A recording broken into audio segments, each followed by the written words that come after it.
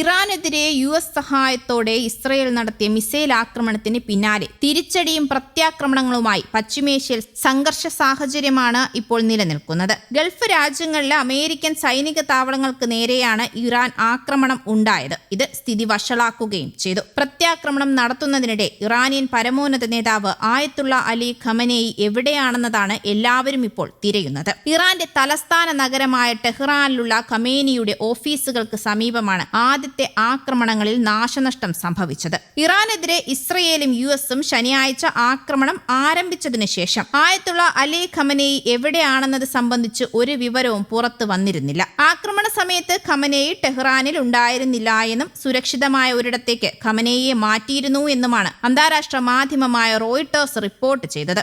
അതേസമയം ഖമനേയിയെ എവിടേക്കാണ് മാറ്റിയത് എന്നതിനെക്കുറിച്ചോ എപ്പോഴാണ് മാറ്റിയത് എന്നതിനെക്കുറിച്ചോ വിശദാംശങ്ങൾ പുറത്തു വന്നിട്ടില്ല. അതിനിടയിൽ ഇസ്രായേലിനെതിരെയും അറബ് രാജ്യങ്ങളിലുള്ള അമേരിക്കയുടെ സൈനിക കേന്ദ്രങ്ങൾക്കെതിരെയുമുള്ള ഇറാന്റെ തിരിച്ചടി തുടരുകയാണ്.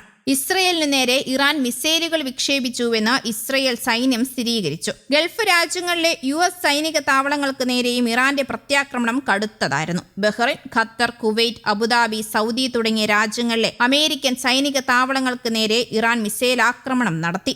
അബുദാബിയിൽ ഇറാന്റെ മിസൈൽ ആക്രമണത്തിനിടെ ഒരാൾ കൊല്ലപ്പെട്ടതായി UAE ഔദ്യോഗിക വാർത്താ ഏജൻസി റിപ്പോർട്ട് ചെയ്തിരുന്നു. അതേസമയം US സേന ഇറാനെതിരെ വലിയ തോതിലുള്ള സൈനിക നടപടി ആരംഭിച്ചതായാണ് പ്രസിഡന്റ് ഡൊണാൾഡ് ട്രംപ് സ്ഥിരീകരിച്ചത്. തെക്കൻ ഇറാനിലെ അമേരിക്കയും ഇസ്രയേലും നടത്തിയ സംയുക്ത ആക്രമണത്തിൽ 51 പെൺകുട്ടികൾ കൊല്ലപ്പെട്ടതായാണ് വിവരം. ഹോർമോസ്ഗൻ എന്ന സ്ഥലത്തുള്ള പെൺകുട്ടികൾക്കായുള്ള എലമെന്ററി പ്രൈമറി സ്കൂളാണ് ആക്രമിക്കപ്പെട്ടത്. മരിച്ചവരെല്ലാം കൊച്ചു പെൺകുട്ടികളാണെന്നത് ലോകത്തെ നടുക്കിയിരിക്കുകയാണ്. അമേരിക്കയും ഇസ്രയേലും നടത്തിയ സംയുക്ത ആക്രമണത്തിൽ തകർന്ന സ്കൂളിന്റെ ദൃശ്യങ്ങളടക്കം ഇപ്പോൾ പുറത്തു വന്നിട്ടുണ്ട്. എങ്ങും നിലവിളിയാണ് മേഖലയിൽ ഉയരുന്നത്. കൊടും ക്രൂരതയാണ് അമേരിക്കയും ഇസ്രയേലും ചേർന്ന് നടത്തിയതെന്നാണ് ഇറാൻ വിമർശിച്ചത്. അതിശക്തമായ തിരിച്ചടി ഉണ്ടാകുമെന്നും ഇറാൻ വ്യക്തമാക്കിയിട്ടുണ്ടായിരുന്നു. അമേരിക്കൻ ഇസ്രയേൽ കൊടും ക്രൂരതയ്ക്കെതിരെ ലോകം പ്രതികരിക്കണമെന്നുമാണ് ഇറാൻ ശക്തമായി ആവശ്യപ്പെടുന്നത്.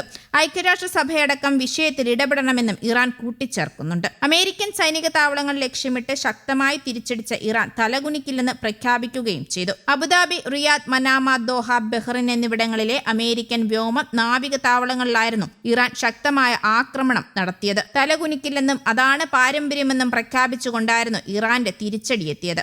ഇറാന്റെ പ്രധാന നേതാക്കളെല്ലാം സുരക്ഷിതരാണെന്നും യുദ്ധം ഒഴിവാക്കാൻ ശ്രമിച്ചിരുന്നുവെന്നുമാണ് ഇറാൻ പ്രതികരിക്കുന്നത്. പശ്ചിമേഷ്യൻ സംഘർഷത്തിൽ UN സുരക്ഷാ കൗൺസിൽ ഇടപെടണമെന്നാണ് ഇറാന്റെ പ്രധാനമായ ആവശ്യവും. അതേസമയം ഇറാന് മേൽ അമേരിക്കയും ഇസ്രയേലും നടത്തുന്ന സൈനിക നീക്കത്തിനെതിരെ അതിശക്തമായ നിലപാടുമായി റഷ്യയും രംഗത്തെത്തി. ഇറാന് നേരെയുള്ള ആക്രമണങ്ങൾ അടിയന്തരമായി അവസാനിപ്പിക്കണമെന്നും പശ്ചിമേഷ്യയിലെ സാഹചര്യം ചർച്ച ചെയ്യാൻ UN സുരക്ഷാ കൗൺസിൽ ഉടൻ വിളിച്ചു ചേർക്കണമെന്നുമാണ് റഷ്യ ആവശ്യപ്പെട്ടിരിക്കുന്നത്. ഒരു കാരണവശാലും ഇറാനിലെ ആണവ കേന്ദ്രങ്ങൾ ലക്ഷ്യമിടരുതെന്നും റഷ്യ ആവശ്യപ്പെട്ടിട്ടുണ്ട്. News desk, Kerala Kaumudi.